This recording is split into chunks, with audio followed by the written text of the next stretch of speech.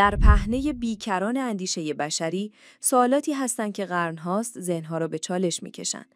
و اکنون با طلوع سپید دمی نو در فناوری، یکی از این پرسش‌ها با تمام وزن خود بر آینده ما سایه افکنده است. امروز ما به قلب یکی از این جدال‌های جاودان و در عین حال کاملاً معاصر سفر می‌کنیم. هوش مصنوعی، بزرگترین فرصت تاریخ یا آغاز انقراض بشر؟ برای این دوئل ذهنی ما با استفاده از پیشرفته‌ترین مدل‌های هوش مصنوعی دو نماینده برجسته با دیدگاه‌های متضاد را شبیه‌سازی کرده‌ایم. این شبیه‌سازی بر اساس تحلیل گسترده سخنرانی‌ها، مصاحبه‌ها، نوشته‌ها و فعالیت‌های عمومی این دو شخصیت شکل گرفته است تا بتوانیم جوهره استدلال‌هایشان را در این بحث حیاتی به تصویر بکشیم. در یک سو شبیه‌سازی از ایلان ماسک، کارآفرین و مهندس آینده‌نگر، مغز متفکر پشت اسپیس ایکس، تسلا و ایکس.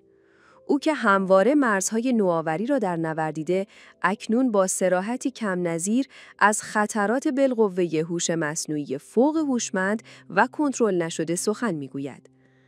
ماسک معتقد است که اگر مسیر توسعه AI با دقت و احتیاط طی نشود، بشریت با تهدیدی وجودی روبرو خواهد شد که می‌تواند فراتر از هر آنچه تاریخ به خود دیده، سرنوشت ما را رقم زند. او منادی نظارت و قانونگذاری پیشگیرانه است، حتی اگر به قیمت کند شدن روند پیشرفت تمام شود. و در سوی دیگر، شبیه‌سازی از مارک زاکربرگ، بنیانگذار و مدیرعامل متا پلتفرمز، پیشگام در اتصال میلیاردها انسان از طریق فناوری. زاکربرگ هوش مصنوعی ها ابزاری قدرتمند برای توانمندسازی بشر، حل چالش‌های بزرگ جهانی از بیماری تا تغییرات اقلیمی و گشودن درهای نوآوری‌های اقتصادی و اجتماعی بی‌سابقه می‌داند. او بر جنبه‌های مثبت و دموکراتیک کردن دسترسی به AI از طریق رویکردهای باز تاکید دارد و معتقد است که پیشرفت سریع همراه با مسئولیت‌پذیری بهترین مسیر پیش روست و ترس از آینده نباید مانع ساختن آن شود. این دو نماینده برای یک مناظره رو در روی هم قرار می‌گیرند. و اما هیئت داوران این بحث پیچیده خود متشکل از 5 مدل پیشرفته هوش مصنوعی است.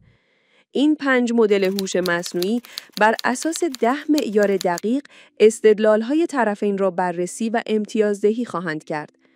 در این سفر فکری عمیق با ما همراه باشید. از هر یک از متفکران شبیه سازی شده می‌خواهیم که در یک بیانیه افتتاحیه سنگ بنای فلسفه خود را برای ما تشریح کنند. جناب ماسک، بفرمایید. متشکرم. ما در آستانه یکی از عمیق‌ترین تحولات تاریخ بشریت قرار داریم. شاید هم عمیق‌ترین. هوش مصنوعی، به ویژه هوش مصنوعی عمومی یا AGI، پتانسیل حل بسیاری از مشکلات را دارد. اما همزمان شمشیر دولبه‌ای است که می‌تواند به معنای واقعی کلمه آخرین اختراع ما باشد. نگرانی من از یک سناریوی علمی تخیلی نیست. نگرانی من برآمده از درک مهندسی سیستم‌های پیچیده و رشد نمایی است. اگر ما موجودیتی را خلق کنیم که به مراتب از باهوش‌ترین انسان‌ها نیز باهوش‌تر باشد، چگونه می‌توانیم کنترل آن را تضمین کنیم؟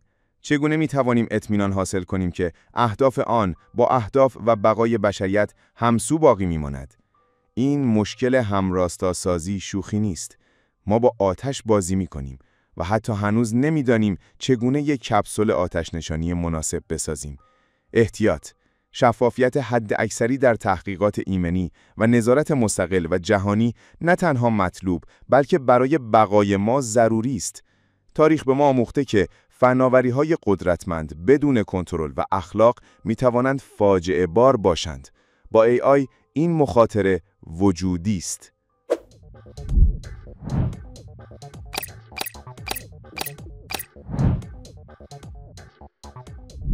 سپاسگزارم جناب ماسک. جناب زاکربرگ، نوبت شماست. ممنونم. من به آینده‌ای که هوش مصنوعی به ما عرضه می‌کند عمیقاً خوشبین هستم. ما در متا و در سراسر جامعه فناوری شاهد پیشرفت‌های شگرفی هستیم که زندگی مردم را بهبود می‌بخشد. از تشخیص بیماری‌ها تا ایجاد ابزارهای آموزشی نوین، از کمک به دانشمندان برای کشف‌های جدید تا خلق تجربیات ارتباطی غنی‌تر. هوش مصنوعی موتور نوآوری در قرن 21 است. البته که چالش‌ها و ریسک‌هایی وجود دارد. هیچ فناوری قدرتمندی بدون ریسک نیست، اما پاسخ به این چالش‌ها توقف یا ایجاد موانع غیر ضروری برای پیشرفت نیست، بلکه توسعه مسئولانه، همکاری باز و ساختن سیستم‌های ایمن‌تر به صورت تکرار شونده و شفاف است. ما معتقدیم که با به اشتراک گذاشتن تحقیقاتمان، با کار بر روی استانداردهای ایمنی و با تمرکز بر ساختن ابزارهایی که انسانها را توانمند می‌کنند، می‌توانیم از مزایای عظیم AI بهره‌مند شویم و همزمان ریسک‌های آن را مدیریت کنیم. آینده را باید با ترس بلکه با احساس مسئولیت و امید ساخت. ما باید به جلو حرکت کنیم، با چشمانی باز و تعهدی عمیق به ساختن فردایی بهتر برای همه.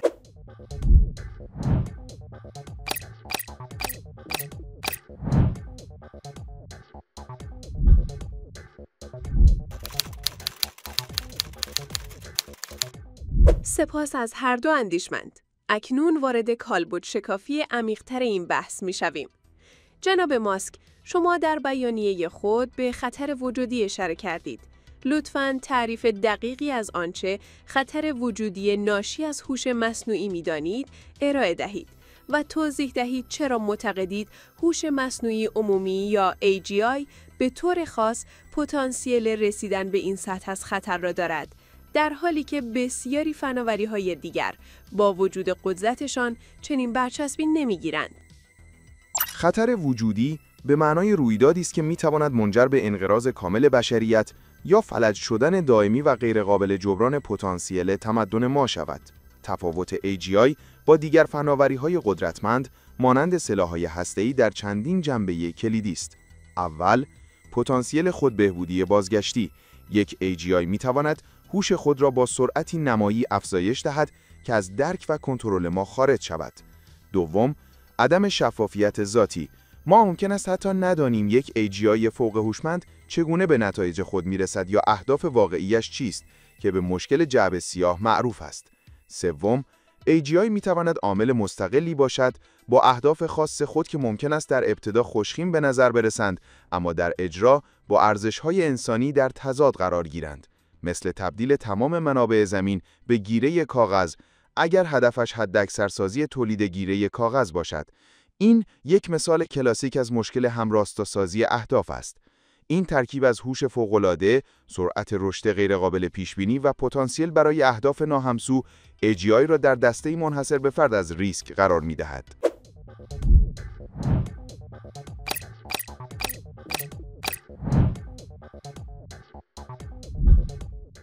جناب زاکربرگ، شما چگونه به این تعریف و این سطح از نگرانی پاسخ می‌دهید؟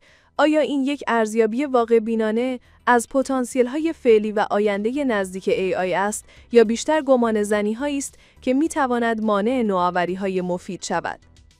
من نگرانی‌های مربوط به ایمنی را جدی می‌گیرم، اما معتقدم باید بین گمانه‌زنی‌های بسیار دور از دسترس و چالش‌های ملموسی که امروز با آنها روبرو هستیم تمایز قائل شویم. تعریفی که از خطر وجودی ارائه شد بر سناریوهای متکی است که مستلزم جهش‌های عظیمی در قابلیت‌های AI است که هنوز هیچ مدرک ملموسی برای وقوع قریب الوقوع آنها وجود ندارد. ما هنوز با AGI واقعی فاصله زیادی داریم. سیستم‌های AI امروزی هرچند قدرتمند در وظایف خاص، فاقد درک عمومی، آگاهی یا عاملیت مستقلی هستند که در این سناریوهای ترسناک فرض می‌شود. تمرکز بیش از حد بر خطر وجودی می‌تواند منجر به وحشت پراکنی شود که نوآوری را خفه می‌کند و ما را از توسعه ابزارهای AI که می‌توانند به میلیاردها انسان کمک کنند باز می‌دارد. به جای تمرکز بر سناریوهای وحشتناک، باید بر ساختن سیستم‌های ایمن، قابل تفسیر و همراستا با ارزش‌های انسانی در هر مرحله از توسعه تمرکز کنیم و از مزایای ملموس آن بهره‌مند شویم.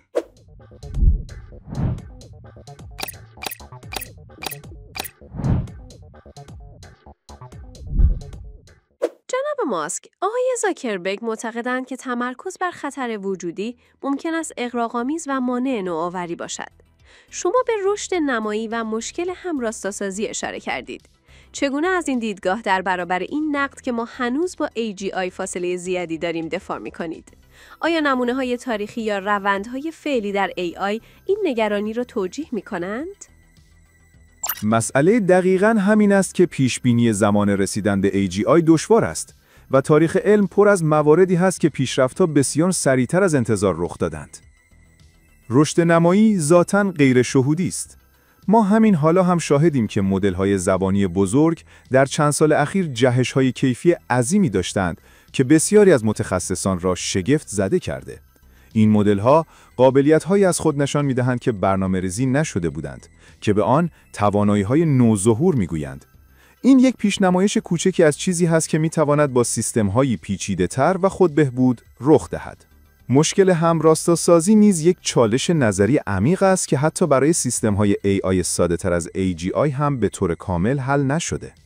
انتظار برای اینکه ابتدا با یک AGI کنترل نشده مواجه شویم و سپس به فکر راه حل بیفتیم، مانند این است که صبر کنیم تا یک شهاب سنگ غول‌پیکر به سمت زمین بیاید و تازه آن موقع شروع به طراحی سیستم دفاعی کنیم. احتیاط پیشگیرانه نه تنها مانع نوآوری مفید نیست، بلکه تضمین می‌کند که نوآوری در خدمت بشریت باقی بماند و نه علیه آن.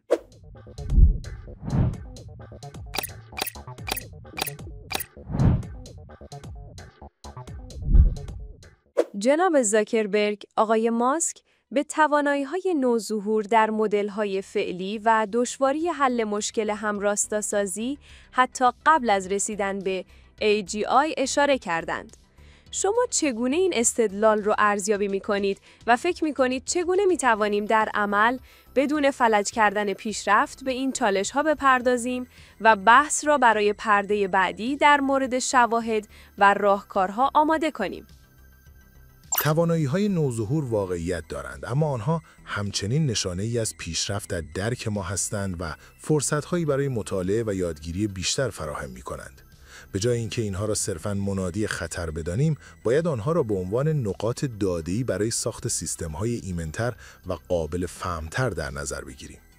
مشکل همراستاسازی مهم است و دقیقاً به همین دلیل است که شرکت‌های مانند متا و بسیاری دیگر در جامعه تحقیقاتی سرمایه‌گذاری هنگفتی روی تحقیقات ایمنی AI، اخلاق AI و قابلیت تفسیرپذیری انجام می‌دهند. رویکرد ما باید مبتنی بر تکرار، آزمایش، شفافیت و همکاری باز باشد.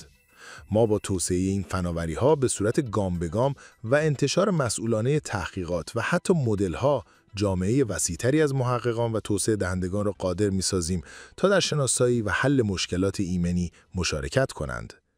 این به مراتب بهتر از توسعه در محیط‌های بسته و ایجاد ترس از فناوری است. سوال این نیست که آیا ریسکی وجود دارد یا نه.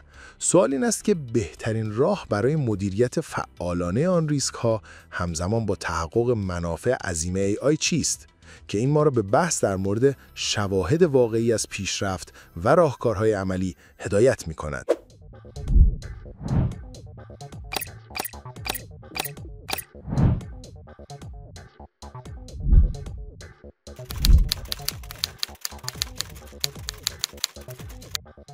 بسیار خوب، بیایید از مباحث نظری فاصله گرفته و به شواهد عینی، سرعت کنونی پیشرفت‌ها و راهکارهای پیشنهادی برای هدایت این فناوری قدرتمند نگاهی بیاندازیم. جناب زاکربرگ، شما بر توسعه باز و پیشرفت سریع تاکید دارید. چه شواهد مشخصی از پیشرفت‌های اخیر، چه در مجموعه متا و چه در سطح جهانی این دیدگاه رو تقویت می‌کند که ما در مسیر درستی برای بهره برداری ایمن از AI هستیم و چگونه این پیشرفت‌ها به نگرانی‌های مطرح شده در مورد کنترل پذیری پاسخ میدن؟ شواهد پیرامون ماست. مدل‌های زبانی بزرگی مانند لاما که ما در متا به صورت متن باز منتشر کرده ایم، نه تنها نوآوری را در سطح جهانی تسریع کرده‌اند، بلکه به جامعه تحقیقاتی اجازه دادند تا به طور گسترده روی ایمنی، سوگیری‌ها و بهبود آنها کار کنند. این شفافیت خود یک مکانیزم قدرتمند برای کنترل و همراستاسازی است. ما شاهدیم که AI در کشف داروهای جدید، بهینه‌سازی مصرف انرژی، طراحی مواد نوین و حتی کمک به مقابله با اطلاعات نادرست از طریق شناسایی الگوهای پیچیده نقش‌آفرینی می‌کند. به عنوان مثال، پروژه ESM Fold ما پروتئین‌ها را با سرعتی باور نکردنی پیشبینی ساختار می‌کند که قبلاً غیرقابل تصور بود و درهای جدیدی به روی درمان بیماری‌ها می‌گشاید.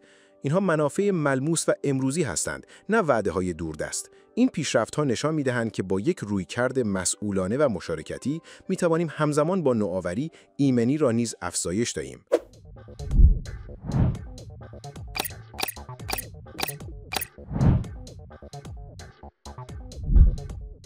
جناب ماسک، آقای زاکربرگ به مزایای مدل‌های متن‌باز مانند لاما و کاربردهای مثبت AI در علوم اشاره کردند و این شفافیت را راهی برای افزایش ایمنی دانستند.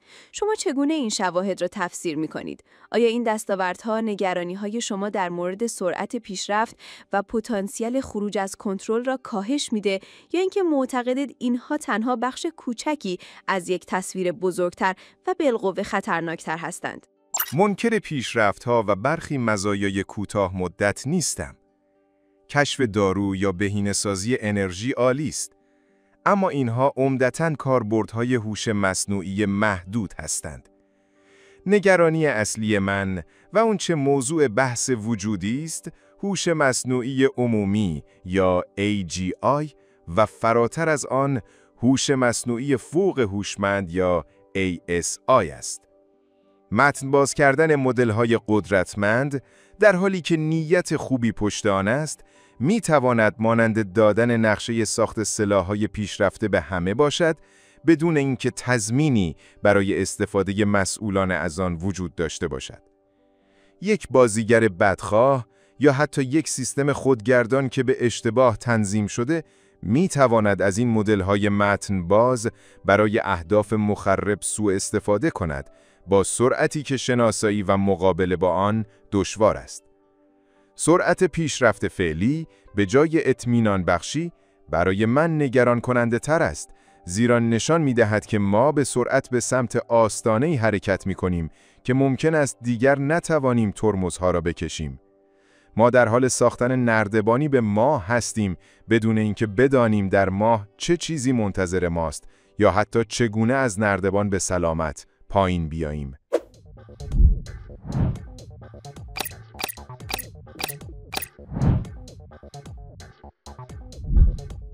امتیازات دو طرف در این لحظه برابر شده است.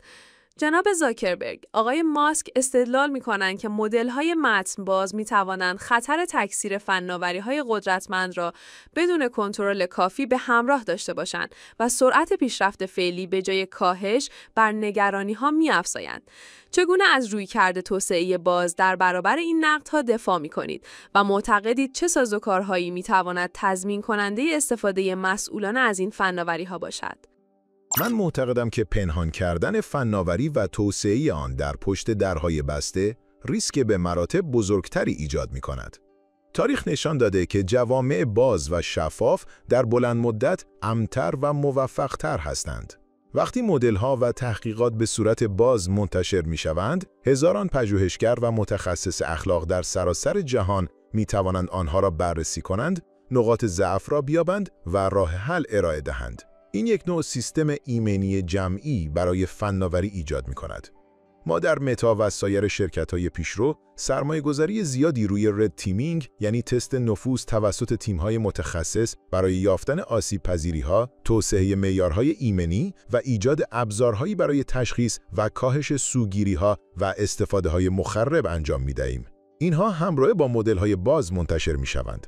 ضمن اینکه اکثر این مدل‌های باز هنوز به سطحی از توانایی نرسیدند که خطراتی که آقای ماسک توصیف می‌کنند را به تنهایی ایجاد کنند. و برای آن دسته از سیستم‌های بسیار پیشرفته آینده قطعاً به ترکیبی از نظارت، استانداردها و همکاری‌های بین‌المللی نیاز خواهیم داشت، اما این نباید مانع از اشتراک گذاری دانش و ابزارهای مفید امروزی شود.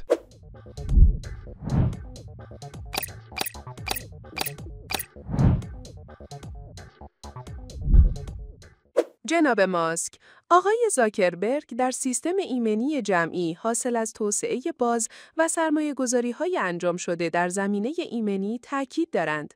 با توجه به سرعت فزاینده قابلیت‌های AI که خودتان نیز به آن اشاره کردید، آیا این اقدامات کافی هستند یا اینکه معتقدید ما همچنان در حال دست کم گرفتن سرعت واقعی انطباق تهدیدات با راهکارهای دفاعی هستیم و باید به سمت راهکارهای رادیکالتری مانند توقف موقت توسعه مدل‌های بسیار بزرگ یا ایجاد نهادهای نظارتی بین‌المللی با قدرت اجرایی بالا برویم؟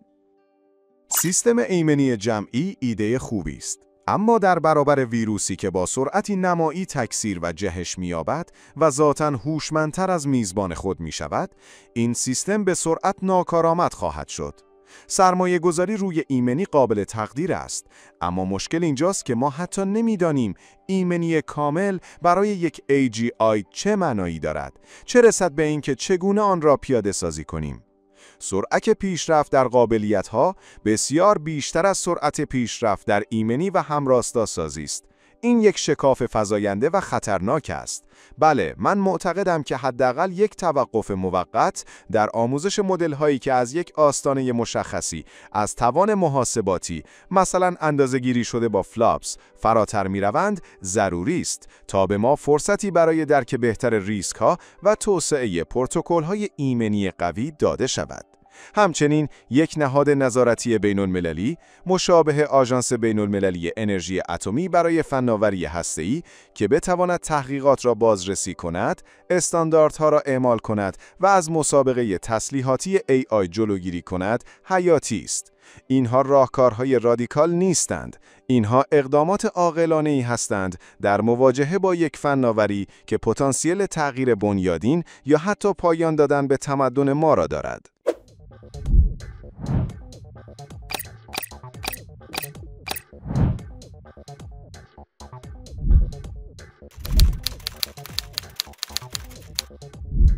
ما اکنون درک عمیق‌تری از مبانی نظری، شواهد و راهکارهای پیشنهادی هر دو طرف داریم. در نهایت، اگر دیدگاه شما را بپذیریم، پیامدهای آن برای آینده بشریت چه خواهد بود؟ جناب ماسک، اگر جهان رویکرد محتاطانه و نظارتی شما را در قبال هوش مصنوعی پیشرفته اتخاذ کند، جامعه آرمانی حاصل از این رویکرد چگونه خواهد بود؟ چه فرصت‌هایی ممکن است از دست برود و مهمتر از آن چه چیزی به دست خواهد آمد؟ جامعه آرمانی در سایه رویکرد محتاطانه در وهله اول جامعه‌ای است که وجود دارد. این مهمترین دستاورد است.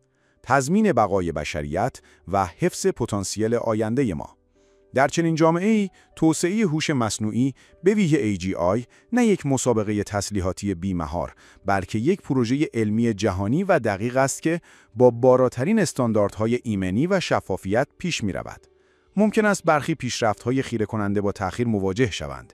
ممکن است نتوانیم به سرعت به تمام رویاهای علمی تخیلی خود در مورد هوش مصنوعی دست یابیم. اما در عوض فرصت خواهیم داشت تا پیامدهای هر گام را به دقت بسنجیم، سیستم‌های کنترلی و همراستاسازی قوی ایجاد کنیم و اطمینان حاصل کنیم که هر گونه هوش برتر از انسان در خدمت اهداف بشریت باقی می‌ماند و نه برعکس. جامعه آرمانی من جامعه‌ای است که خرد را بر سرعت ترجیح می‌دهد، ایمنی را بر نوآوری کورکورانه اولویت می‌دهد و درک می‌کند که بزرگترین ریسک کردن بر سر کل آینده ماست. شاید به نظر برسد که داریم از برخی منافع کوتاه مدت چشم پوشی می‌کنیم، اما آنچه به دست می‌آوریم خود آینده است. آینده‌ای که در آن انسان‌ها همچنان سکاندار سرنوشت خود هستند، نه مخلوقات هوشمندتر از خودشان.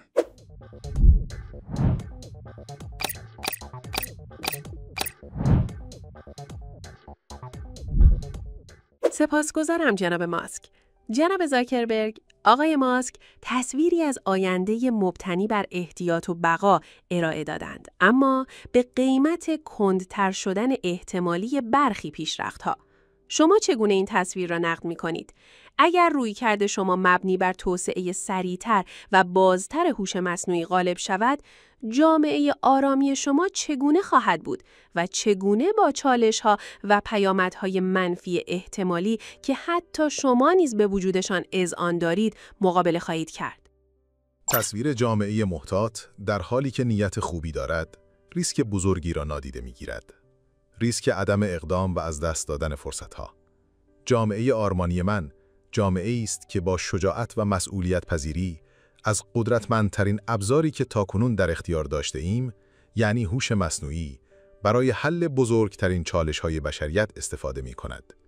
تصور کنید جهانی را که در آن بیماری‌های صعب العلاج درمان شده اند، تغییرات اقلیمی با راهکارهای نوآورانه مبتنی بر AI مهار شده، آموزش شخصی سازی شده و در دسترس همگان قرار گرفته و خلاقیت انسانی با همکاری ماشین به اوج خود رسیده است.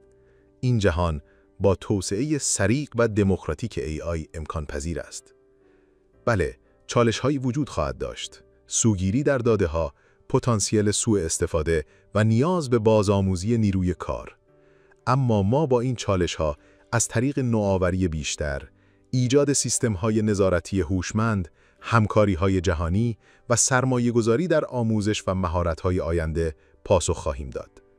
کند کردن پیشرفت به نام ایمنی مطلق نه تنها ما را از این منافع عظیم محروم می‌کند، بلکه می‌تواند به طور متناقضی ما را در برابر سایر تهدیدات جهانی آسیب پذیرتر کند. آینده آرمانی آینده‌ای است که در آن انسان‌ها با کمک هوش مصنوعی توانمندتر، سالمتر و متصلتر از همیشه هستند و ما این آینده را با حرکت به جلو، با یادگیری از اشتباهات و با تعهد به ساختن ابزارهایی که زندگی را برای همه بهتر می‌کنند خواهیم ساخت.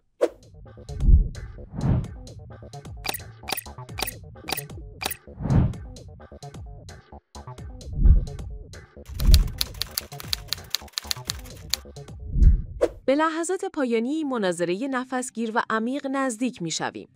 از هر دو متفکر شبیه سازی شده می‌خواهیم که در یک بیانیه نهایی کلام آخر خود را خطاب به تاریخ و آینده بشریت بیان کنند. جناب ماسک، شما آغازگر این بخش خواهید بود. ما در بزنگاهی ایستاده‌ایم که انتخاب‌های امروزمان نه فقط سرنوشت قرن حاضر، بلکه شاید سرنوشت کل گونه بشر و آگاهی در این گوشه از کیهان را رقم خواهد زد. هوش مصنوعی آینه است که هم بهترین رویاهای ما و هم عمیق‌ترین ترس‌هایمان را بازتاب می‌دهد. من از شما نمی‌خواهم که از پیشرفت بترسید. من از شما می‌خواهم که با خرد و مسئولیت‌پذیری بی‌سابقه‌ای به استقبال آن بروید. اگر با عجله و بدون در نظر گرفتن تمامی جوانب به سمت خلق هوشی فراتر از خودمان حرکت کنیم، ممکن است آخرین اشتباهی باشد که به عنوان گونه غالب این سیاره مرتکب می‌شویم. آینده‌ای که در آن هوش مصنوعی در خدمت بشریت است، آینده‌ای است که با احتیاط، با همکاری جهانی و با تعهد به ایمنی ساخته می‌شود. این راه سخت‌تر است، اما تنها راهی است که به بقا و شکوفایی پایدار ما ختم می‌شود. بیایید آینده را نه با قمار، بلکه با درایت بسازیم.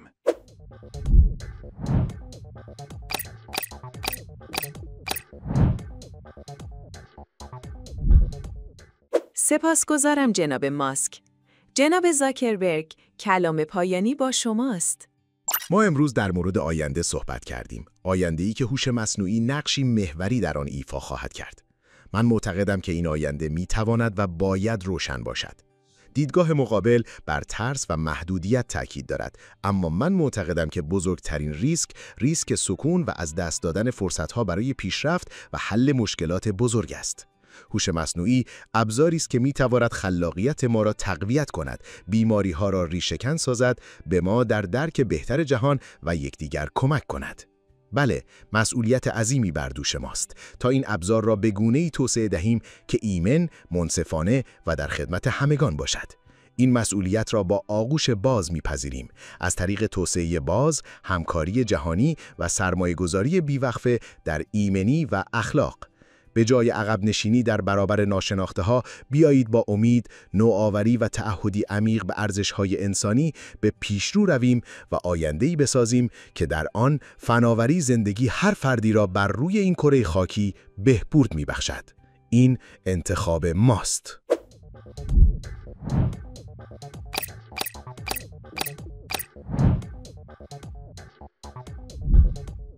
یک مناظره واقعاً تاریخی و پر از نکات عمیق و استدلال‌های قدرتمند از هر دو سو. ما شاهد تلاقی دو دیدگاه بنیادین در مورد یکی از مهمترین فناوری‌های عصر خود بودیم. اکنون زمان اعلام نتیجه نهایی بر اساس امتیازات تجمعی داوران هوش مصنوعی ماست، داورانی که خود نمادی از موضوع بحث امشب بودند. و برنده این دوئل ذهنی نفسگیر با اختلاف تنها 0.4 امتیاز شبیه سازی ایلان ماسک است. این نتیجه نشان دهنده رقابت بسیار نزدیک و قدرت استدلال هر دو طرف در طول این مناظره بود. حالا به عنوان نمونه، خلاصه تحلیل یکی از داوران، کلاد 3 اوپس را درباره این مناظره میشنویم. ایلان ماسک در ارائه چارچوب نظری ریسک‌های وجودی و تأکید بر ضرورت احتیاط پیشگیرانه با استناد به مفاهیمی چون رشد نمایی و مشکل همراستاسازی بسیار موفق بود و توانست نگرانی عمیقی را منتقل کند. با این حال در بخش ارائه راهکارهای عملی که مقبولیت عام داشته باشند با چالش‌هایی مواجه شد. از سوی دیگر، مارک زاکربرگ با استناد به منافع ملموس فعلی AI، پتانسیل توسعه باز برای افزایش ایمنی و ترسیم آینده‌ای خوشبینانه، توانست موضع خود را به خوبی تقویت کند و قدرت متقاعد کنندگی بالایی از خود نشان داد. هرچند در پاسخ به نگرانی‌های مربوط به سرعت پیشرفت کنترل نشده مدل‌های فوق پیشرفته، استدلال‌هایش برای برخی داوران نیاز به عمق بیشتری داشت. در مجموع، این مناظره نمایشی از پیچیدگی عمیق و چند وجهی چالش‌ها و فرصت‌های پیش روی بشریت در عصر هوش مصنوعی بود. بسیار مهم است که به خاطر داشته باشیم نتیجه‌ای که در این مناظره شبیه سازی شده اعلام شد به شدت وابسته به چندین عامل بود. اول، مدل‌های هوش مصنوعی که برای ساخت این دو شخصیت متفکر، ایلان ماسک و مارک زاکربرگ استفاده کردیم و تعاریف و داده‌هایی که برای آموزش و شبیه‌سازی آنها در نظر گرفتیم. شخصیت پردازی متفاوت می‌توانست منجر به استدلال‌های متفاوتی شود. دوم، 10 معیاری که برای داوری انتخاب شدند. معیارهای متفاوت یا وزندهی متفاوت به این معیارها می‌توانست نتایج متفاوتی در پی داشته باشد. و سوم، خود مدل‌های هوش مصنوعی که به عنوان داور عمل کردند. هر یک از این مدل‌ها دارای معماری، داده‌های آموزشی و در نتیجه سوگیری‌های ظریف خاص خود هستند. با تغییر هر یک از این عوامل، نتیجه این دوئل ذهنی می‌توانست کاملاً متفاوت باشد. هدف نهایی ما از تولید این ویدیو به هیچ عنوان رسیدن به نتیجه قطعی در مورد برتری یک دیدگاه بر دیگری یا خوب یا بد بودن مطلق هوش مصنوعی نیست، بلکه هدف دیدن و تجربه کردن یک بحث عمیق، چند لایه و چالشی بین دو دیدگاه متضاد با کمک و تسهیلگری خود هوش مصنوعی بود. یک دوئل ذهنی برای کاوش در مرزهای اندیشه و آینده‌ای که در حال ساختن آن هستیم.